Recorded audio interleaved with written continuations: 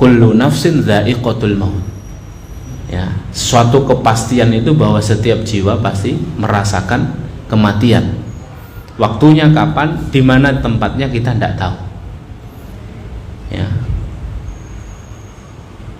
Maka sejatinya seorang mukmin ketika tahu ilmu tentang kematian ini, dia tidak akan menyia-nyiakan sedikit pun detik dalam hidupnya. Dia memastikan bahwa setiap apa yang Allah berikan dari keluangan waktunya digunakan sebaik mungkin, kalau tidak untuk ketaatan, untuk meninggalkan kemaksiatan. Ya. Karena ini rahasia Allah, disembunyikan ilmunya dari kita. Ya. Disembunyikan ilmunya dari kita. Ya. Kalaupun Rasulullah SAW pernah membicarakan tentang kematian, Rasulullah SAW membicarakan inna lil insani tis'atun wa tis'inal manaya.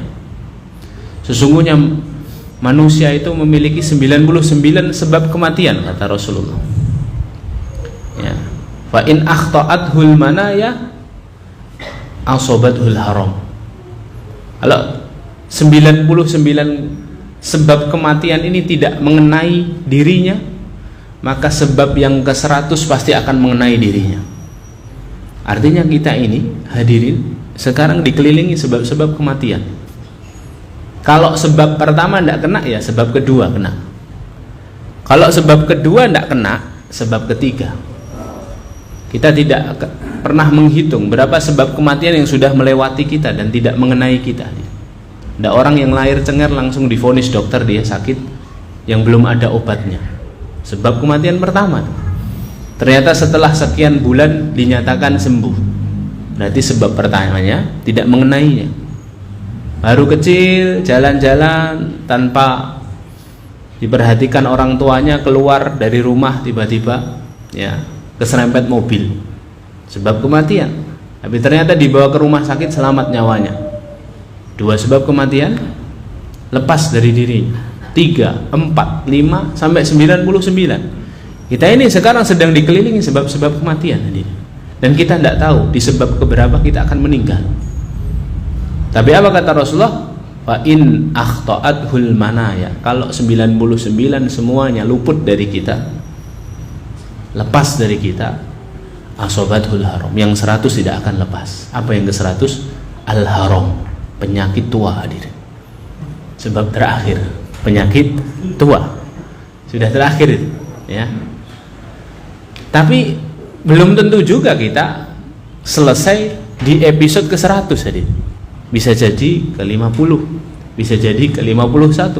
Kita tidak ada yang tahu. Yang pasti kematian itu suatu kepastian. Hanya saja di sebab keberapa kita tidak pernah tahu karena ilmunya disembunyikan oleh Allah Jalla Jalaluhu.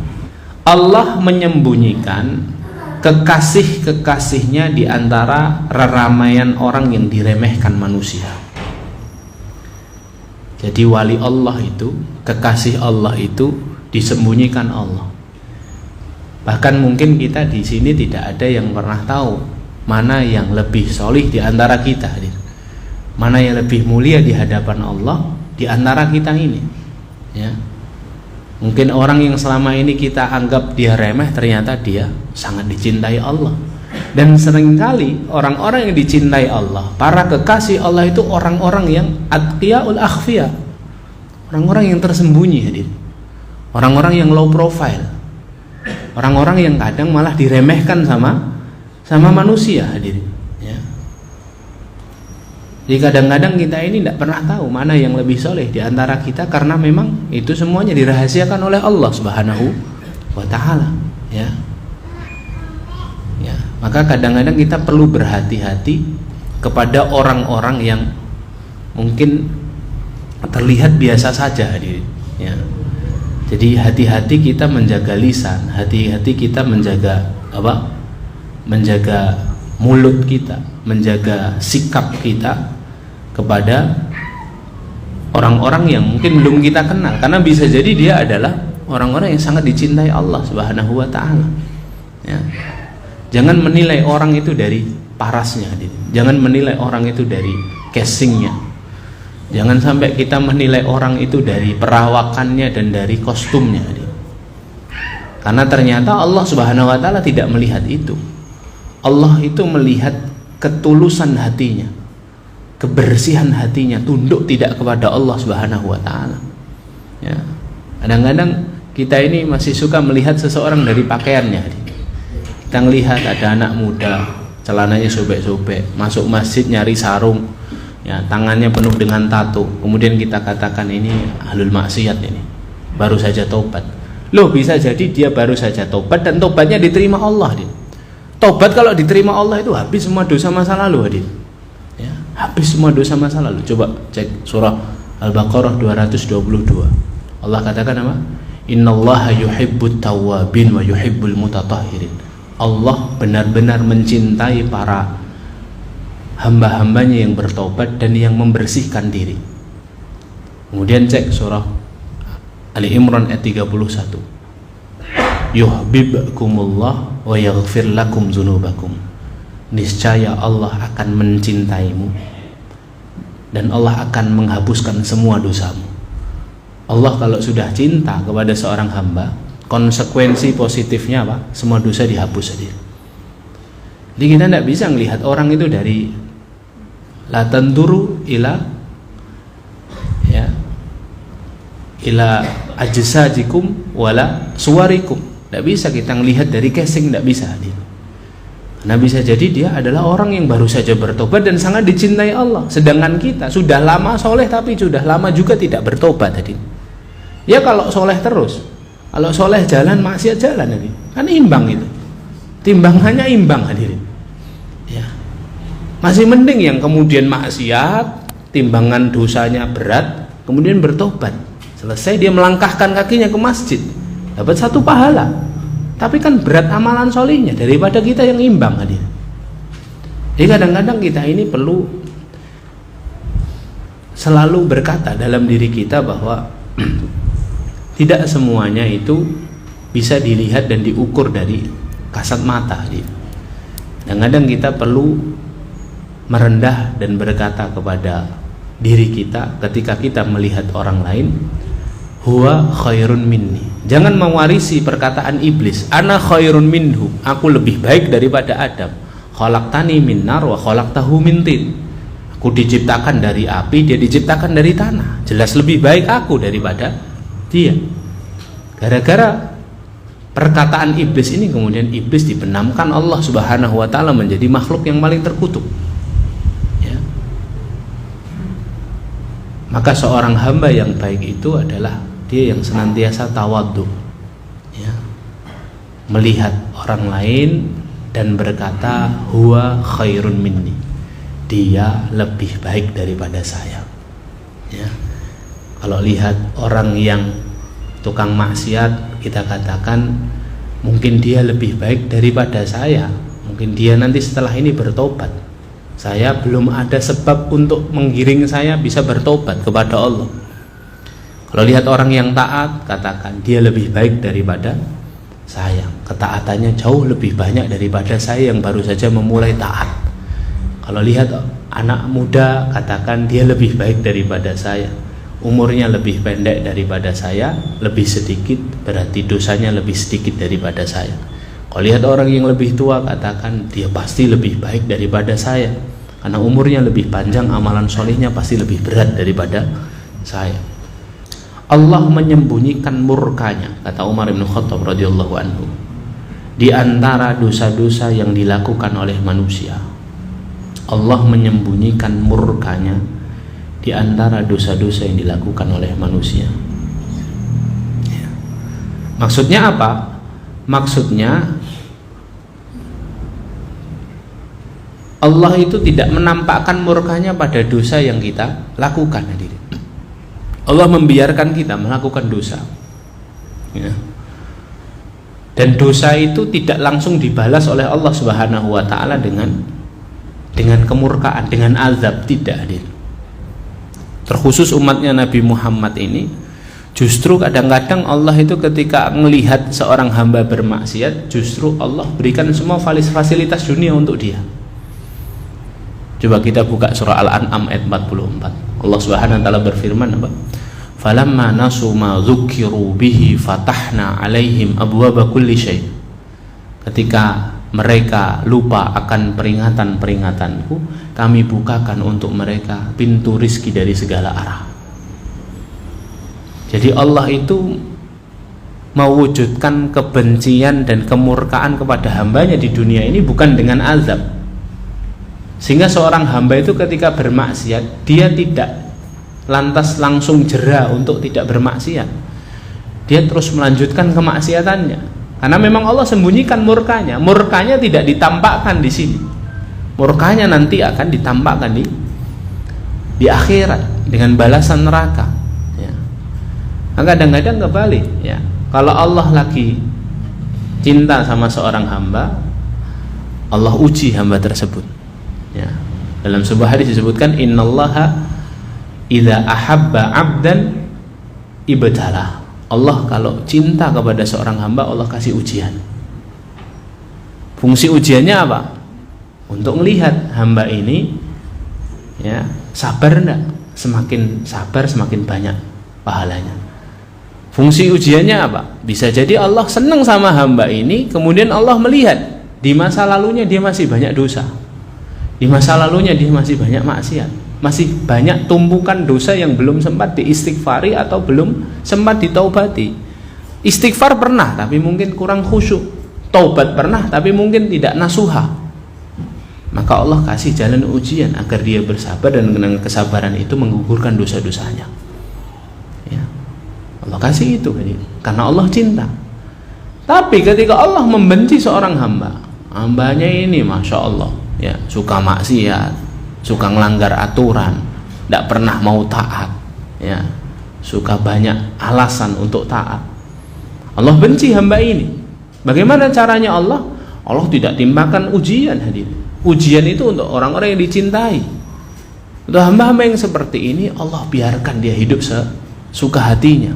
Bahkan Allah bukakan pintu-pintu rizki. Fatahna alaihim abwaba kulli syai. Dibukakan pintu rizki hadirin. Ya. Hatta idza farihu bima utu akhadnahum baghtah, kata Allah. Sampai ketika dia sudah senang, sudah farhan, farihu farhan, sudah bahagia, hingar-bingar, lupa daratan, akhadnahum baghtah. Kami matikan dia secara sekonyong-konyong, secara tiba-tiba, dalam keadaan jauh dari Allah. Dikasih istidraj hadirin. Dielu-elu, diujo-ujo, dinaikkan ke tempat yang tinggi agar semakin jatuh, jatuhnya semakin sakit tadi. Ya, oh ini yang malah mengerikan tadi. Ya, maka lawan dari cinta itu bukan benci, Pak. Lawan dari cinta itu apa? Tidak peduli. Allah kalau sudah gak seneng, gak cinta sama seorang hamba, udah dibiarkan hadirin. Bisa karep-karepmu kono, sesuka hatimu, hiduplah kamu sesuka hatimu di dunia, tapi dibuat Allah agar dia semakin jauh dari Allah hadir. Ya. Jadi poin yang keempat, Allah sembunyikan dari murkanya di antara dosa dan kesalahan yang dilakukan oleh manusia. Hadirin rahimakumullah, sahabat Umar bin Khattab mengatakan, Allah menyembunyikan ridhonya di dalam amalan-amalan yang dilakukan manusia. Jangan pernah dapat notifikasi di WA nggak Pak? Kalau amalan setiap Kamis pada maghrib ini diterima sama Allah. Habis sholat isya pulang kelunding, kajian di Nur Mirah diterima Allah. Nggak pernah kan? Pernah dapat notifikasi enggak? Kita bahkan tidak tahu hadirin, mana amal yang diterima, mana yang enggak, mana yang diridhoi Allah dan mana yang tidak. Disembunyikan ilmunya sama Allah, tidak dikasih info hadirin. Ya, kita tidak tahu ya, yang mana ini yang mengandung ridhonya Allah. Secara pasti kita tidak tahu, tapi lewat lisan Nabi kita Shallallahu Alaihi Wasallam kita tahu rambu-rambunya, kita tahu tanda-tandanya, kita tahu ciri-cirinya. amalan yang diterima itu yang kayak gimana, amalan yang tidak diterima itu kayak gimana. Kalau dulu di zaman syariat Nabi sebelum Nabi Muhammad SAW, ada Nabi namanya Yusha' bin Nun. Dalam hadis riwayat Bukhari, dalam kitab Riyadhus Shalihin ada hadis ini disebutkan oleh Imam An-Nawawi. Ya, selesai perang, kalau harta rampasan sudah dikumpulkan, dulu harta rampasan itu haram hukumnya, Pak. Tidak boleh dimanfaatkan. Tanda bahwa perang melawan orang-orang yang membenci agama Allah itu diterima atau tidak adalah harta rampasan dikumpulkan, kemudian dibiarkan di tengah tanah lapang, kemudian semua orang menyaksikan, tiba-tiba ada api jatuh dari langit dan membakar harta rampasan ini. Itu diterima amalannya. Jadi setiap syariat itu beda-beda cara mengetahui amal diterima atau tidak. Nah nanti kalau tidak diterima, kalau ada di antara prajurit yang curang, ya menyembunyikan harta rampasan, bawa lari harta rampasan, nggak dikumpulkan, amalannya nggak diterima, amalannya rusak, maka harta rampasan yang terkumpul itu tidak terbakar. Begitu cerita dari Rasulullah SAW ketika mengisahkan seorang nabi bernama Yusha' bin Nun, ya, dan umatnya. Lah kita ini, amalan kita diterima sama Allah atau tidak itu tersembunyi, hadirin. Ridhonya Allah itu tersembunyi. Ridhonya Allah tersembunyi. Kita hanya diberi informasi oleh Nabi kita SAW dengan dalil yang banyak, dan kemudian disimpulkan oleh para ulama menjadi beberapa kesimpulan. Ya, kita hanya diberi informasi tanda-tanda amalan itu diterima atau tidak. Ya. Maka karena kita ini momennya sekarang adalah momen Syawal, kita baru saja menyelesaikan Ramadan. Setiap kali kita ketemu sanak saudara, teman pengajian, kita sampaikan taqabbalallahu minna wa minkum, semoga Allah menerima amalan kita. Maka semoga kita ini apakah benar-benar diterima oleh Allah atau tidak, kita lihat tanda-tandanya. Tanda amalan diterima itu apa? Disampaikan dan disebutkan oleh para ulama, ya. Maka kemudian kalau kita ini ingin mengetahui diterima atau tidak secara pasti, tidak bisa, karena ini tersembunyi. Ini perkara gaib yang tahu hanya Allah Subhanahu wa Ta'ala. Tapi kalau bertanya apakah, ya, amalan kita ini diterima, dengan melihat tanda-tandanya kita bisa mengetahui tanda-tandanya. Nah, tanda-tandanya ini apa? Ya. Dari banyaknya tanda-tanda bahwa amalan itu diterima oleh Allah Subhanahu wa Ta'ala atau tidak, ya, yang paling terlihat, ya, yang bisa saya katakan yang paling sering terlihat dalam diri seorang hamba, dan yang paling sering disebutkan para ulama itu ada 4 tadi, ya. Maka coba lihat bandulnya amalan diterima atau tidak itu, coba lihat 4 ini ada dalam diri kita enggak? Kalau ada, semoga amalan kita diterima. Kalau enggak, maka kita khawatir, hadir, ya, tinggal tersisa berapa waktu lagi kalau kita tidak diterima ini amalan, ya. Makanya para ulama itu banyak yang mengatakan seandainya Allah, ya, hanya memberikan kita 1 Ramadan dalam hidup kita, kemudian 1 Ramadan itu kita maksimalkan semaksimal mungkin, kemudian 1 Ramadan ini secara total diterima oleh Allah, maka 1 Ramadan ini sudah cukup memasukkan kita ke dalam surga, hadir. Kalau diterima.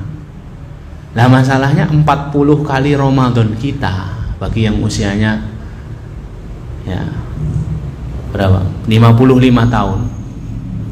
Masa balik 15 tahun. Ya.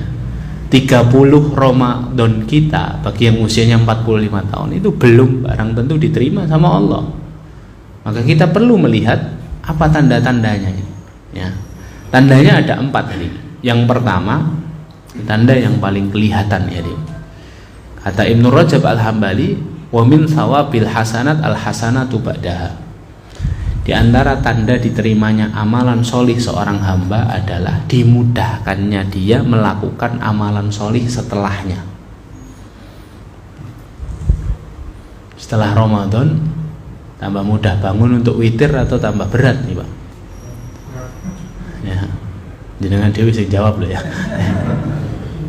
Setelah Ramadan tambah mudah sedekah atau tambah hitung-hitungan? Ya, harusnya semakin diterima suatu amalan semakin memudahkan kita melakukan amalan berikutnya. Karena mudahnya kita melakukan satu amalan itu ciri bahwa Allah benar-benar cinta kepada kita.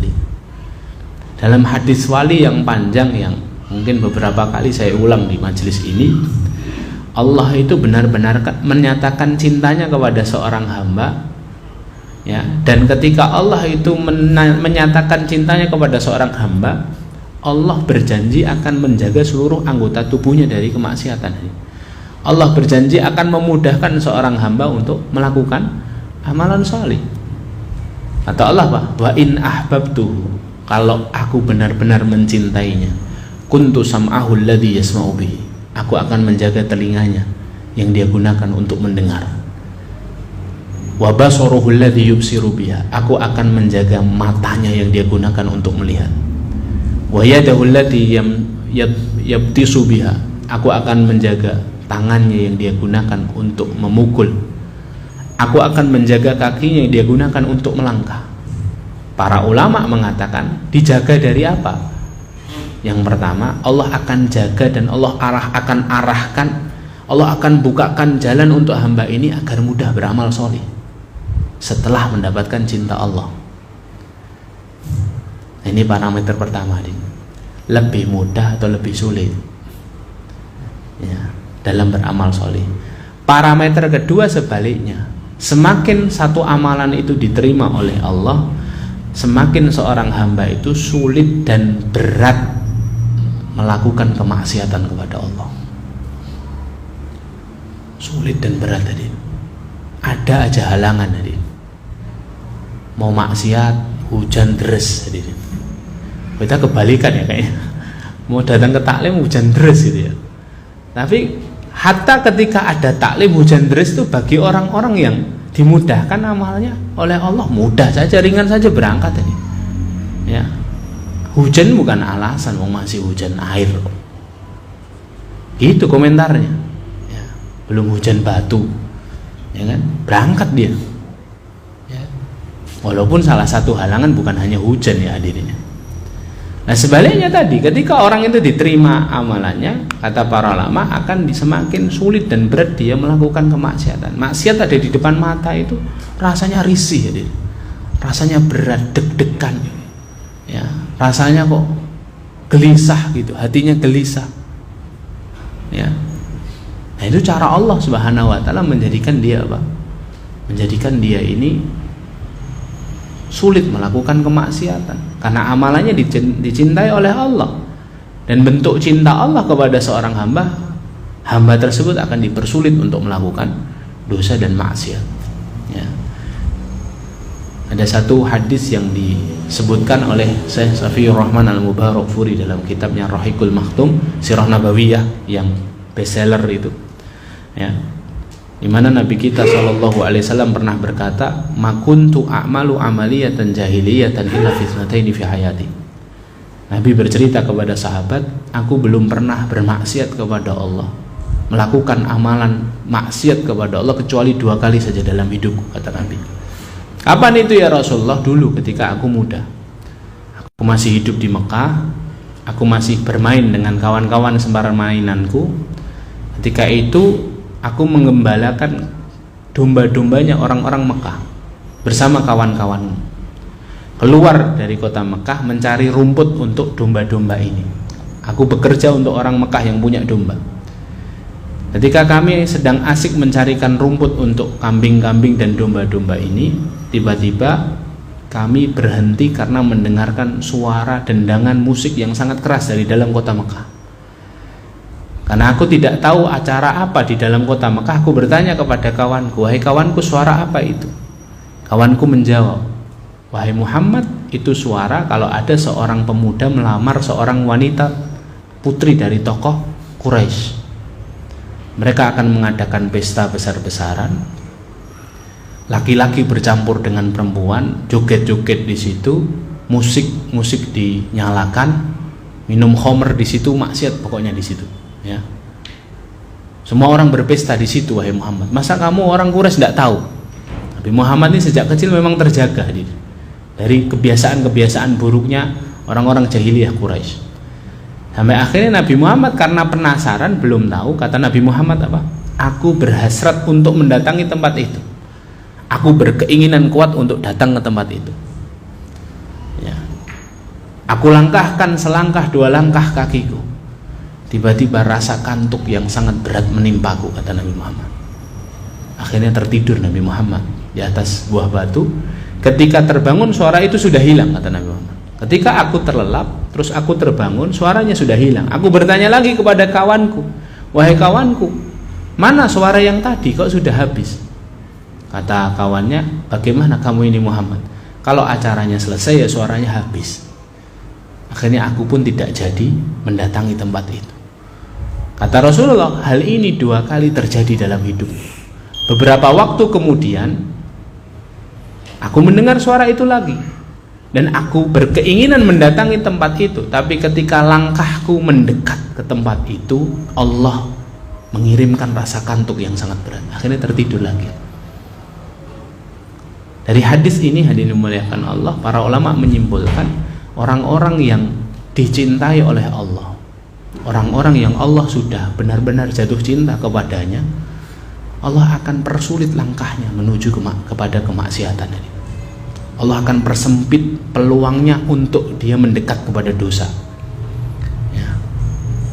Nah ini tanda yang kedua, ciri yang kedua. Sudah ada belum dalam diri kita? Ketika melihat maksiat, pingin nyicipin atau gelisah. Ketika ada dosa di depan mata, ya tenang saja atau nggak tenang. Yang paling tahu siapa? Ya kita sendiri. Dan ternyata itu parameter amalan diterima atau tidak. 2, 3, ya 3 dan 4 percepat saja ya. Yang ketiga, orang-orang yang diterima amalannya adalah orang-orang yang terbebas dari tanggungan hak-hak manusia yang ada di sekitarnya. Terbebas dari menanggung hak-hak manusia yang ada di sekitarnya. Jadi parameter amalan itu diterima apa? Kita tidak punya masalah sama orang-orang di sekitar kita, hadir. Tidak ada hak yang terampas dari saudara-saudara kita, kehormatannya, hartanya, haknya, ya itu selesai, hadirin. Makanya tradisinya orang Jawa ini luar biasa, hadirin. Kenapa kok ada tradisi halal bihalal, ada tradisi saling memaafkan di hari raya itu dalam rangka mencari sebab ini, hadir. Karena bagaimana mungkin amalan seorang hamba diterima Allah kalau dia masih punya masalah sama saudaranya, hadir. Amalannya banyak di bulan Ramadan, tapi masalahnya serius sama saudaranya. Di sholat Id, di Lebaran, bahkan dia menyapa saudaranya, ya. Memberi salam saja tidak mau, bertasawufah saja tidak mau. Kira-kira gimana nasibnya nanti? Bangkrut tadi. Kata Rasulullah, ada orang yang bangkrut nanti di akhirat. Siapa? Yang punya banyak amalan tapi dia mengambil hak saudaranya, dolim sama saudaranya, dan tidak selesai urusannya di dunia. Nah, tradisinya ulama-ulama Nusantara ini, masya Allah, ya. Ulama-ulama Indonesia, ulama-ulama tanah Jawa ini, masya Allah, ya. Ada tradisi halal bihalal. Halal bihalal itu maksudnya dari kata halal, ya halu, terlepas, bebas. Halal ya, aku tidak punya dosa sama kamu ya. Halal ya, maafkan ya, maafkan. Gitu aja. Ya. Ya. Dalam rangka apa? Dalam rangka kita mencari sebab agar amalan kita diterima. Ya, ya ini yang ketiga. Yang keempat adalah mahabbatu ahli ta'ah wal bughdu wa bughdu ahli ma'siyah. Semakin diterima suatu amalan, semakin bertambah cinta kita kepada orang-orang yang taat kepada Allah, dan semakin risih benci kita kepada pelaku maksiat. Bukan kepada pelakunya ya, tapi kepada kemaksiatannya. Ya. Nah, ini sudah ada belum? Salah satu parameter yang paling mudah untuk poin keempat ini apa? Semakin diterima satu amalan harusnya semakin memudahkan kita untuk kerasan-kerasan di majelis ilmu seperti ini hadirin. Karena di majelis ilmu ini ahlu ta'ah berkumpul hadirin. Orang-orang soleh ikut berkumpul. Ya. Kalau tidak soleh tidak mungkin datang ke sini, Pak. Bukan berarti yang tidak di sini nggak soleh, Pak ya. Cuman untuk datang ke sini itu butuh effort, Pak. Butuh pengorbanan. Butuh usaha, butuh waktu, butuh tenaga, butuh modal uang. Ya. Butuh pengorbanan ini. Ya. Lah parameter cinta kepada ahlu ta'ah itu parameternya ilmu hadir. Maka di antara tanda bahwa seorang itu amalnya diterima oleh Allah atau tidak, semakin cinta tidak dia sama majelis ilmu. Parameter termudah itu hadir. Kemudian parameter berikutnya Pak, semakin berani tidak dia untuk amar ma'ruf nahi mungkar. Jika lihat maksiat diem tok atau gelisah atau berani ngingetin tadi. Ya memang tingkatan keimanan itu kan bertingkat-tingkat ya. Ada yang berani dengan tangannya mengubah kemungkaran, ada yang dengan lisannya, ada yang dengan hatinya. Tapi setidaknya ketika melihat kemungkaran itu ada gemuruh dalam hati kita. Tidak diam saja, karena diam terhadap suatu kemaksiatan itu adalah maksiat yang terselubung hadir. Ya, diam terhadap satu kemaksiatan itu maksiat yang terselubung. Ya. Nah ini hadirin muliakan Allah, parameternya, tanda-tandanya amalan itu diterima oleh Allah atau tidak. Ya. Jadi mari kita lihat 4 hal ini sudah ada belum di Syawal kita ini. Semakin mudah tidak kita untuk melakukan amal sholih, semakin berat dan sulit tidak kita untuk bermaksiat. Sudah belum terbebas tangan kita dari tanggungan hak-hak manusia yang ada di sekitar kita. Kalau belum segera minta maaf. Kalau ada orang salah kepada kita jangan didiemin, sudah dimaafkan saja. Ya, dikasih uzur hadirin. Biar hidup kita damai, fokus hadirin sama amal soleh, sama ibadah. Kemudian yang keempat, sudah belum kita semakin cinta kepada majelis ilmu, sudah belum kita berani beramar ma'ruf nahi mungkar ketika ada hal-hal yang tidak semestinya dilakukan oleh hamba-hamba Allah. Inilah hadirin muliakan Allah beberapa hal yang dapat saya sampaikan. Barakallahu fikum, jazakumullahu khairan. Kita tutup dengan bacaan hamdalah dan kafaratul majlis. Alhamdulillahirabbil alamin, subhanakallahumma bihamdika asyhadu an la ilaha illa anta astaghfiruka wa atubu ilaik. Assalamualaikum warahmatullahi wabarakatuh.